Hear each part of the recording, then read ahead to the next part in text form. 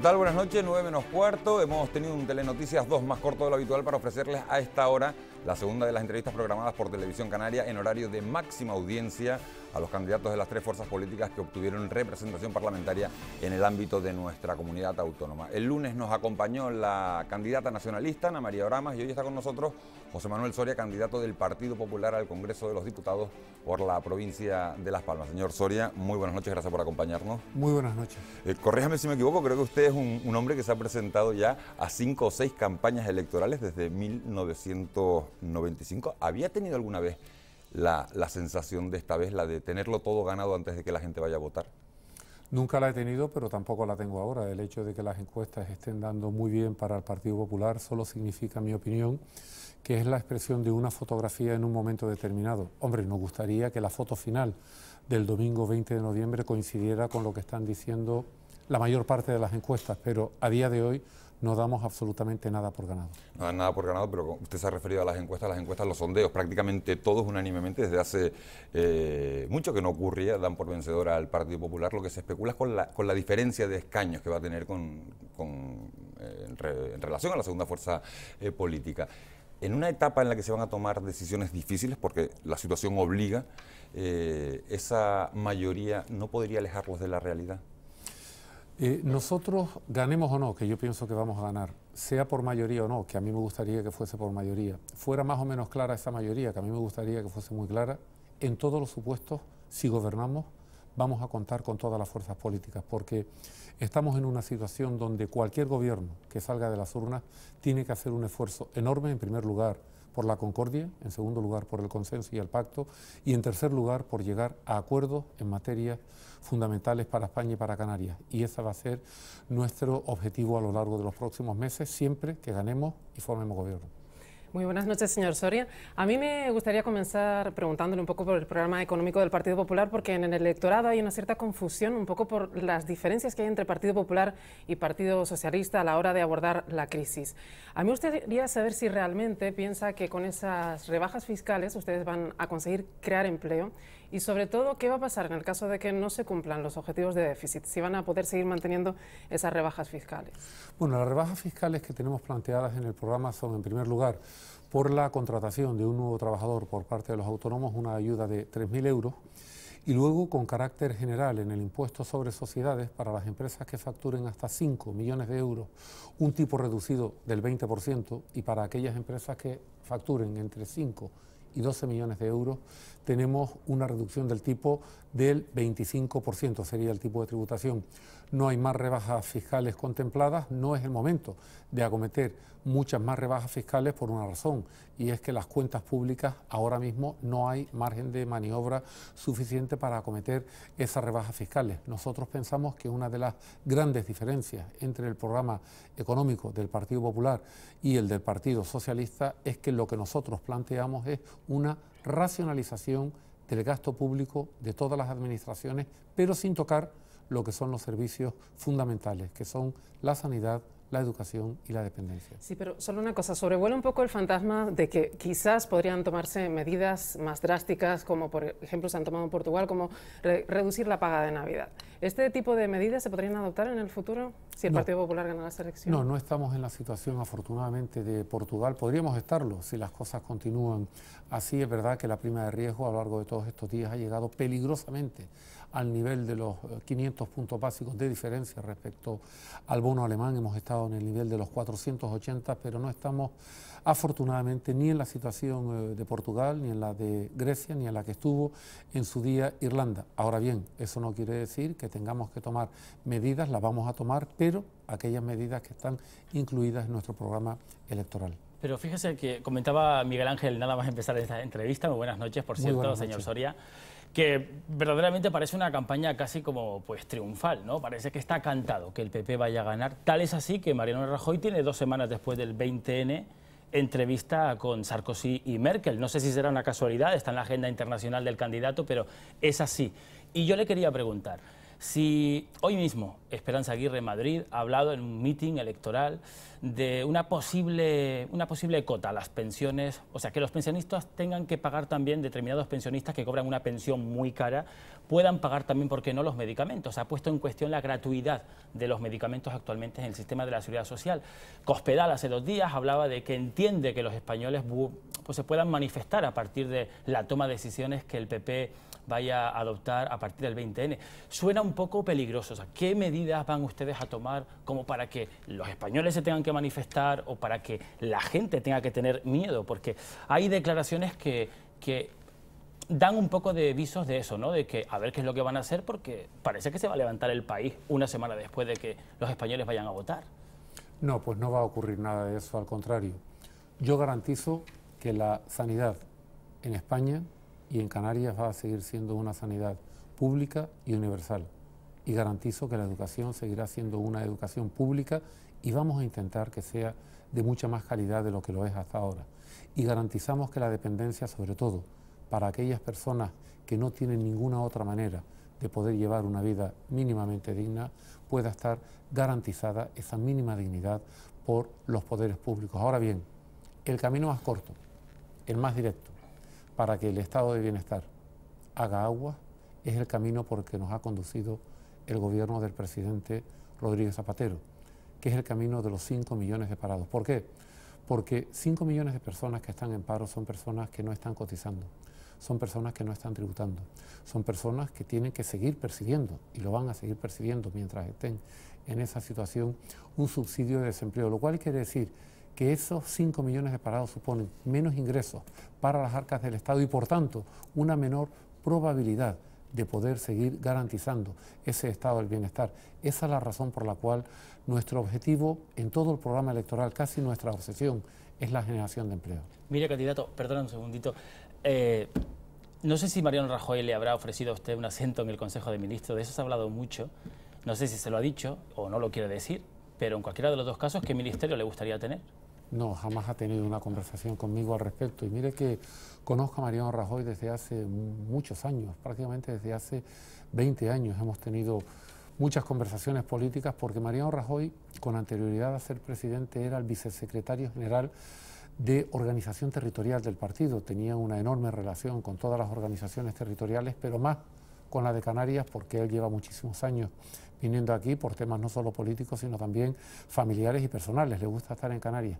Mire que hemos tenido conversaciones políticas del partido a nivel nacional, a nivel insular, a nivel regional. Se conoce muy bien la vida municipal, se conoce nombres de concejales de municipios de Canarias y nunca jamás me ha hecho ni la más mínima insinuación al respecto, más allá de lo que en actos públicos ha dicho, lo cual me reconforta mucho, pero no quiere decir absolutamente nada. ¿Sería importante tener, a colación de lo que decía Paco Luis, un ministro canario, señor Soria, independientemente de que sea usted o sea otra persona? Mucho más importante que tener un ministro canario es tener un presidente del gobierno que se siente canario. Y Mariano Rajoy creo que tiene una altísima probabilidad de ser presidente del gobierno, y él lo ha dicho públicamente. Ha dicho, mi segunda tierra es Canarias después de Galicia, su Galicia natal, y él ha dicho, en Canarias no es que me encuentre como en casa, en Canarias me encuentro en mi casa, porque aquí cada vez que vengo me hace sentir así. Bueno, al margen de sentimientos, hablaba usted de 5 millones de parados, es el principal problema de este país. Un eslogan de campaña del Partido Popular dice, lo primero el empleo, un objetivo. Bueno, el eslogan es súmate al cambio. Vale. Lo primero el empleo fue el, digamos, lema que utilizamos en el Foro por el Empleo a nivel nacional que se celebró en Las Palmas de Gran Canaria. Bueno, hecha el matiz, la pregunta tiene que ver, hablamos de beneficios fiscales para los empresarios, para que invierta, para que generen empleo. Y yo le hago la pregunta de esos 5 millones de parados, de trabajadores que están 40 horas a la semana y ganan 700 euros al mes, de gente que es licenciada superior y con 1.200 euros, que es lo que está cobrando, decide marcharse a un país fuera. ¿Qué va a hacer el Partido Popular para que esa gente que trabaja 40 horas a la semana no gane 700 euros? Y los licenciados superiores no se tengan que marchar porque en España ganan 1.200. Lo que vamos a hacer es, porque claro, los sueldos y salarios en una economía libre no pueden aumentarse por decreto, es evidente. Eso, pero supongo que si hay ayudas para los empresarios, para los trabajadores, ¿qué ayudas tienen ustedes previstas en sus programas? Mire, ayudas para la adquisición de vivienda, vamos a incluir nuevamente la desgravación por vivienda que el gobierno del Partido Socialista liquidó hace algún tiempo, por cierto, con el apoyo de sus socios parlamentarios como Coalición Canaria. Lo importante para que quienes están cualificados tengan una remuneración mayor y quienes no están cualificados puedan tener una remuneración digna al trabajo que hacen, es que haya actividad económica, que haya crecimiento económico. Sin eso no hay absolutamente ninguna posibilidad. Y el crecimiento y la actividad es consumo, es inversión, es exportación y es gasto público. Solo que el gasto público en esta ocasión no podemos basarnos en él porque Europa nos está condicionando a un máximo de endeudamiento, a un máximo de déficit público, y no solo no podemos aumentarlo, sino hay que irlo disminuyendo. Luego, si no puedes crecer vía gasto público con ese efecto multiplicador que el gasto público, inversión pública puede generar, o al menos si ese gasto público está limitado, no te queda más remedio que crecer con consumo, con inversión y con exportación. Y para crecer con esos tres componentes tiene que producirse una cuestión, y es que los empresarios puedan contratar más y puedan obtener más crédito. Para que contraten más hay que hacer una reforma laboral distinta a las dos que se han hecho hasta ahora. ¿Por qué? Porque las dos que se han hecho hasta ahora por parte del gobierno socialista, con el apoyo de Coalición Canaria, no han ido en la dirección de crear más empleo, sino crear más paro. Luego, esa no sirve, hay que buscar otra. ¿Cuál es la que nosotros proponemos? Pues una reforma laboral donde los acuerdos dentro de cada empresa entre trabajadores y empresarios prevalezcan sobre los convenios colectivos de ámbito superior, sean provinciales, sean regionales o sean de ámbito nacional. Segundo, proponemos una reforma donde el subsidio de desempleo, que en todo caso ha de seguir existiendo como existe hoy para las personas que están desempleadas, pero que haya un mayor vínculo entre la percepción del subsidio y la búsqueda efectiva del puesto de trabajo. ¿Qué queremos decir con esto? Pues que nos parece que no se puede rechazar indefinidamente, en los tiempos en los que estamos, ofertas de trabajo por parte de las oficinas, porque muchas veces, no siempre, detrás de esos rechazos se esconden contratos que están en la economía sumergida y tenemos que atacarla con toda nuestra fuerza, porque eso también es una explotación de la persona. Y en tercer lugar, la reforma más importante que pretendemos llevar a cabo en el mercado laboral es que frente a la dualidad que hoy existe, en el sentido de que hay personas que tienen un trabajo indefinido para toda la vida y otros temporales, otros en precario, que todos los contratos sean fijos, para lo cual hay que bajar del número actual de modalidades de contratación de 18 a un máximo de 2 o de 3. Precisamente, señor Soria, a eso que se ha referido, a la negociación colectiva y al hecho de que esos contratos de la empresa primen sobre la negociación colectiva, hay una cierta preocupación en la clase trabajadora al respecto, porque hay muchos expertos que han asegurado que esto podría provocar una bajada generalizada de los salarios. ¿Ustedes están en condiciones de asegurar que eso no provocaría una bajada generalizada en los salarios y, sobre todo, cómo afectaría a las pequeñas y medianas empresas esta situación? De lo que estamos hablando no es de que en las empresas la imposición del empresario prevalezca sobre la negociación colectiva, no. Lo que estamos diciendo es todo lo contrario, que el acuerdo, y por tanto tienen que estar de acuerdo los trabajadores, entre trabajadores y empresarios pueda prevalecer, si así lo estiman oportuno, porque de contrario prevalecería, si ellos no lo quisieran así, la negociación colectiva de ámbito superior. Pero si lo consideran, que puedan decir, nosotros queremos durante este periodo de tiempo estas condiciones en cuanto a beneficios, en cuanto a horarios, en cuanto a productividad, porque queremos salvar la empresa. No queremos que estos 5 trabajadores se vayan a la calle, queremos que todos sigamos aquí, pero estamos dispuestos a esto, y el empresario que también, en contrapartida, diga, y estoy dispuesto a eso, siempre y cuando sea un acuerdo, pero nunca obligatorio y siempre fruto de un acuerdo interno. ¿Y en esa reforma laboral está en algún momento, en alguna línea, el despido libre? En absoluto, nunca el despido libre. Nosotros creemos que el despido libre ha sido lo que ha llevado a los 5 millones de desempleados. Es decir, si en España hace 8 años habían 2 millones de parados y hoy hay 5 millones, es entre otras cosas porque se ha facilitado mucho el despido hasta hacerlo prácticamente libre, que es lo que ocurre en la actualidad.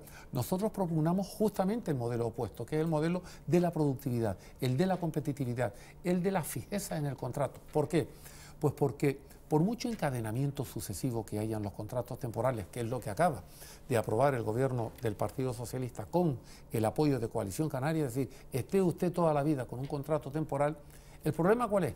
Que llega una pareja joven, por ejemplo, va al banco y dice, mire, no, que estamos trabajando los dos, tenemos este contrato, queremos dar una entrada para el piso, nos la puede dar, venga el contrato temporal, dice, no, muchas gracias. No hay manera de obtener un crédito. Bueno, ahora ni con trabajo temporal ni con trabajo fijo. Pero en circunstancias normales, cuando cambie el sistema financiero, que cambiará y volverá a haber créditos y a haber recursos y a haber préstamos para las familias, para las personas y para las empresas, ahí no se puede ir a tocar a la puerta del banco con un contrato temporal. Fíjense si es importante o no ese objetivo que tenemos de convertir todos los empleos en empleo fijo. Sí, todos estamos de acuerdo, señor Soria, en que no es bueno que haya gente con muchísimo dinero y gente con muy poco dinero, y de que todo tiene que ser en la vida fruto del esfuerzo personal de cada individuo. ¿No sería lógico, le pregunto, gravar más las donaciones, esas herencias de padres a hijos, y para que el futuro de cada cual no lo determine la cuna en la que nace? Pero no es la cuna en la que se nace. Yo conozco a muchas personas que han nacido en cunas pues ciertamente muy modestas y que con su trabajo, con su esfuerzo, con su mérito, con su capacidad, pues resulta que les ha ido muy bien en la vida y que por todo lo que han ido percibiendo en el impuesto sobre la renta han ido pagando. El impuesto sobre sucesiones y donaciones... Le pongo el caso de alguien que recibe en herencia fincas por valor de 6 millones de euros. Permítame, ahora le contesto a eso. Permítame que le diga, el impuesto sobre sucesiones y donaciones, absolutamente en todos los tratados de Hacienda Pública, se define como el típico supuesto de doble imposición, donde usted paga en el momento que percibe la renta y está pagando también, además todos los años, en el momento que ha utilizado esa renta. Usted me pone el ejemplo de alguien que haya percibido en herencia pues una casa, 2 casas o 3 casas de sus padres. ¿Han pagado los padres ya durante su vida por la renta que percibieron para adquirir esas casas, sí o no? Porque ¿cuál es la diferencia entonces entre percibir una casa, un hijo, o que la perciba la viuda o el viudo que se ha quedado y que han tenido la casa fruto del trabajo que han tenido toda la vida?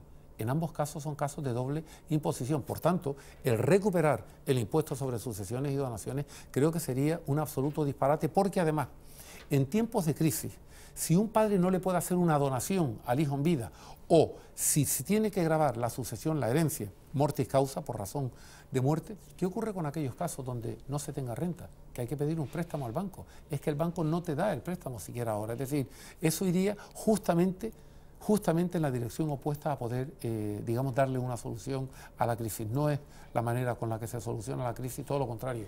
Yo creo que se agravaría aún más. En esta campaña en la que tanto estamos hablando del desempleo, de cómo solucionar la crisis económica, yo he hecho muchísimo en falta alguna referencia a ese hastío que hay en la población hacia la clase política dirigente, que tanto se hizo patente en la pasada campaña electoral con el movimiento del 15M, y a hacer algo para propiciar un cambio en las instituciones. ¿Qué va a hacer su partido, el Partido Popular, para propiciar una auténtica regeneración democrática?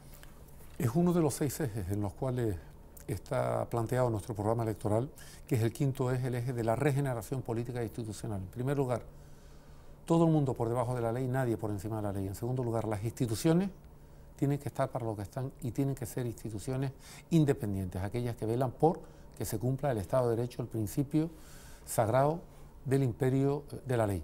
Respecto a la política y los políticos, mire, yo llevo ya algún tiempo, algo más de 15 años, 16 en concreto, en política activa, mucho tiempo, desde luego más del que yo pensaba, que iba a estar la primera vez que me presenté a unas elecciones. Y yo soy muy consciente, porque lo veo, lo palpo, lo toco, del creciente rechazo, malestar y hartazgo, si me permite, que hay de la sociedad respecto a quienes estamos en política, e incluye a todos, de todos los colores políticos. Creo que una parte muy importante, la más importante, de esa responsabilidad es de los partidos y de los políticos.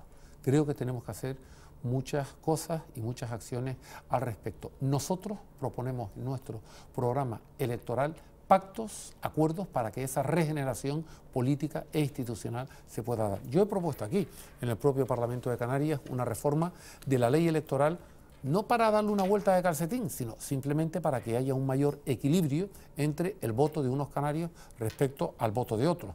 Si se me plantea, como me han planteado algunos representantes del 15M, ¿usted es partidario de la democracia asamblearia? Yo pregunto, ¿y eso qué es? Pues a mano alzada. Digo, no, yo creo mucho más en la democracia parlamentaria. ¿Y usted es partidario de compartir su sueldo con el mío? Digo, pues no, porque mi sueldo es para mantener a mi familia. ¿Y usted es partidario de cambiar el sistema electoral? Yo soy totalmente partidario de cambiar el sistema electoral. Pero sí unas listas abiertas, por ejemplo, o algún sistema diferente a las listas abiertas hay ahora mismo en el Senado. A lo mejor la gente no lo sabe. Sí, pero al Senado hay listas abiertas de tal forma que es el propio votante el que tiene la capacidad o no de poner la cruz en el senador de un partido y en el senador de otro. Es decir, ahora mismo un votante en la lista al Senado puede poner una cruz a un senador o a un candidato de un partido y otra cruz puede poner la otra. Plantearíamos, perdón, o sería partidario de establecer listas abiertas de esa manera para el Congreso de los Diputados, de tal forma que los electores pudieran de una lista de 20 candidatos de todos los partidos ponerle una cruz a uno y otra a otro. Yo personalmente sería partidario. Ahora bien, para eso tendría que haber un consenso en las Cortes. Yo personalmente sería partidario. Creo que sería mejor el sistema. Existe en otros países. Yo sería partidario de limitar el número de mandatos de cualquier representante político, sea alcalde, sea presidente del Cabildo, sea presidente de un gobierno. Totalmente de acuerdo.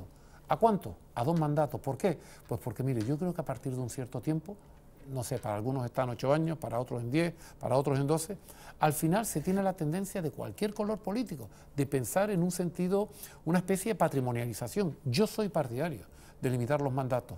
Por supuesto que soy. Mire, candidato, los nacionalistas han dicho en reiteradas ocasiones, Ana Bramas lo hacía en esta misma mesa el lunes en la entrevista que hacíamos a la candidata de Coalición Canaria, que los diputados nacionales del PP y del PSOE en el Congreso, cuando tienen que votar, tienen que mirar al escaño donde está pues, un representante de su partido que les dice lo que tienen que votar y que solamente ellos votan por los intereses de Canarias.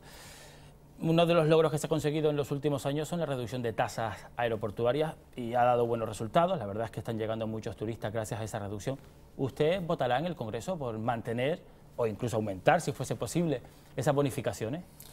Mire, varias cosas respecto a las tasas. Las tasas, la reducción de tasas no es una concesión graciosa, es una obligación por la ley del régimen económico fiscal. Punto 1. Punto 2.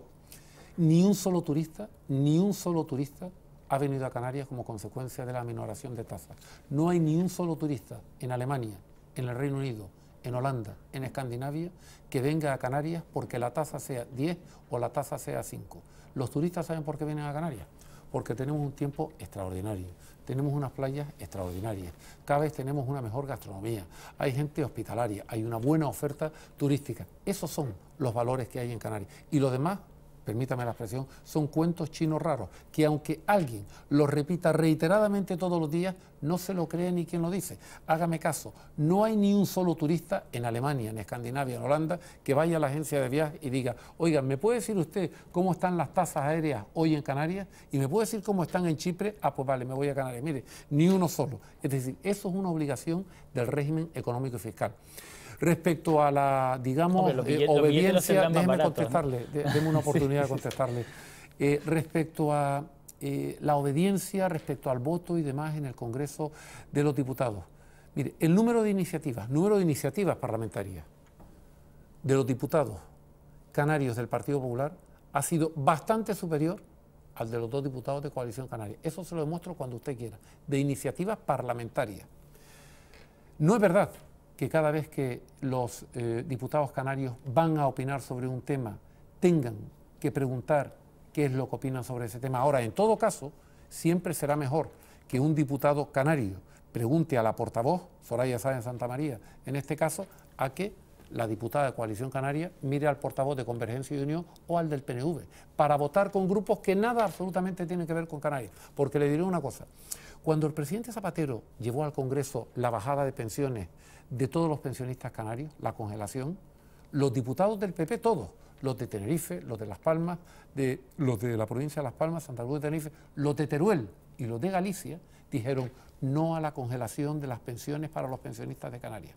Y cuando el presidente Zapatero llevó al Congreso la precarización del empleo en su reforma laboral, los diputados de Coalición Canaria dijeron sí a la precarización de empleo en Canarias. Y los diputados del PP todos, los de Teruel, los de Barcelona, los de Madrid, los de Andalucía y los de Canarias, dijeron no a la precarización de empleo. En definitiva, han hecho más por Canarias los diputados de Teruel del Partido Popular que los 2 diputados de Coalición Canaria. En todo caso, le quiero decir con esto a cabo, la aspiración que tiene Coalición Canaria y Nueva Canarias para el próximo día 20 de noviembre es pasar a formar parte de un grupo mixto, lo dicen todos los medios, todas las encuestas, que va a ser el grupo mixto más numeroso de la historia, de 15 o 20, donde cada vez que quieran hablar algo de Canarias van a tener que levantar la mano y pedirle autorización a Bildu, a Amaiur o al que pasaba por allí. Hombre, yo creo que el voto útil, en esta ocasión al menos, no solo no es el voto a Coalición Canaria, sino que creo que sería un voto desperdiciado desde el punto de vista de la escasa implantación e influencia que van a tener. Señor Soria, llevamos 25 minutos de entrevista, ha Qué pasado poco. el tiempo volando, son 30, el último Qué se lo quiero poco, dejar a muchas usted para que gracias. pida el voto.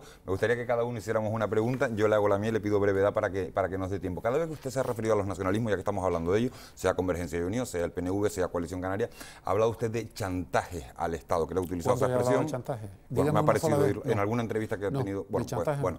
o de, no sé si de impuestos, de la palabra. ¿Cuál es la palabra? No piensa que hayan hecho No, chantaje. Bueno, le pregunto. no, yo lo que creo que los nacionalistas tienen un interés particular, Pues, y no vamos el a- interés, pero no es el interés del territorio, es el interés de ellos. Vale. Que no digo que no sea Vale, legítimo. yo le pregunto por su concepción del Estado. ¿Usted qué España se imagina con el Partido Popular en Moncloa? Una España unida, fuerte.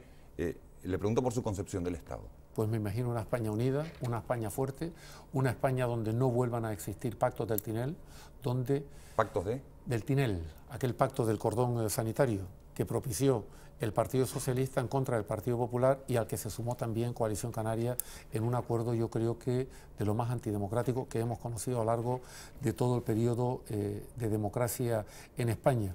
Será una España solidaria, será una España donde todos los ciudadanos puedan tener los mismos derechos, vivan donde vivan, sea cual sea la parte del territorio de España, donde todos podamos tener derecho a una sanidad similar, a una educación similar, a un servicio de dependencia similar, donde no hayan discriminaciones en función del territorio donde se viva o el territorio donde se habite. Y además, donde quienes tenemos singularidades por razón de nuestra lejanía, de nuestra fragmentación, de nuestra ultraperificidad, se considere y se nos den no excepciones, se nos den no privilegios, no pedimos ningún tipo de privilegio, simplemente que se nos pongan condiciones de igualdad a los del resto de España. Y eso lo vamos a plantear en el Congreso, ante el Gobierno y en Europa, pero lo vamos a plantear de una manera sensata, no como ahora que vamos a Europa a decir, mire, es que somos muchos en Canarias, pónganos una ley de residencia para que el resto de españoles no pueda venir a Canarias a vivir. Esos son disparates. Si se va hacia Europa, a uno no le toman en serio y al final acaban no haciéndote caso, que lo que le ocurre al actual presidente del Gobierno de Canarias. Muy rápidamente, porque queda muy poco tiempo, porque a la gente de la calle le preocupa mucho la falta de entendimiento que existe entre el Partido Popular y el Partido Socialista a nivel estatal en casi cualquier cosa. En el debate entre Rubalcaba y Rajoy solo se pusieron de acuerdo nada más que en materia de terrorismo. A mí me gustaría saber si el Partido Popular llega al Gobierno el próximo 20 de noviembre, si va a cambiar esta situación y si los dos grandes partidos se van a poner de acuerdo a partir de ahora, sobre todo en las cuestiones más importantes, las cuestiones de Estado. Mire, le diré una cosa, las relaciones entre el Partido Socialista y el Partido Popular son más fluidas de lo que aparentan. Y yo creo que van a ser mucho más fluidas en el futuro, ¿no?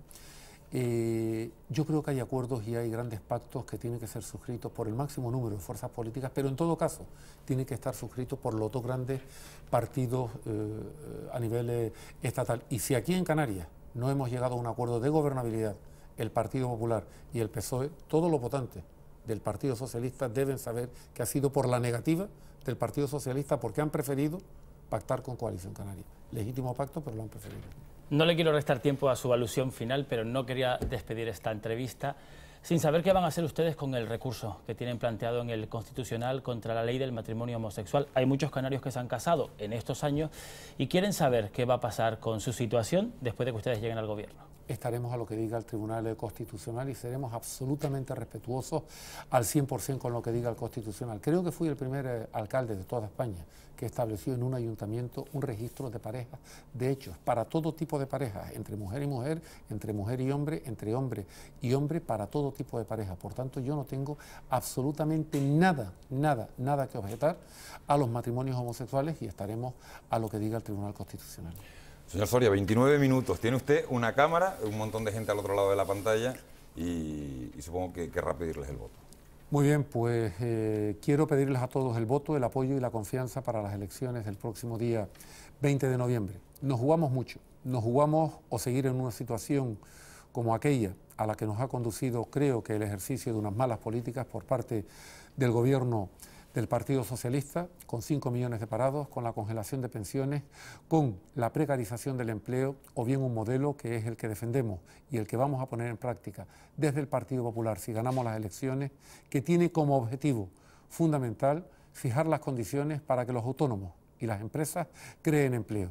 Ese va a ser el objetivo de toda la legislatura, que se cree empleo en España y que se cree empleo en Canarias y que se cree por parte de quienes realmente tienen que crearlo, que son los autónomos y los empresarios. Pedimos ese apoyo, pedimos la confianza no solo a quienes siempre nos hayan votado, sino también a los socialistas y a los nacionalistas que deseen sumarse a ese cambio porque consideren que en esta hora, en este tiempo, merece la pena sumarse a esa gran mayoría del Partido Popular.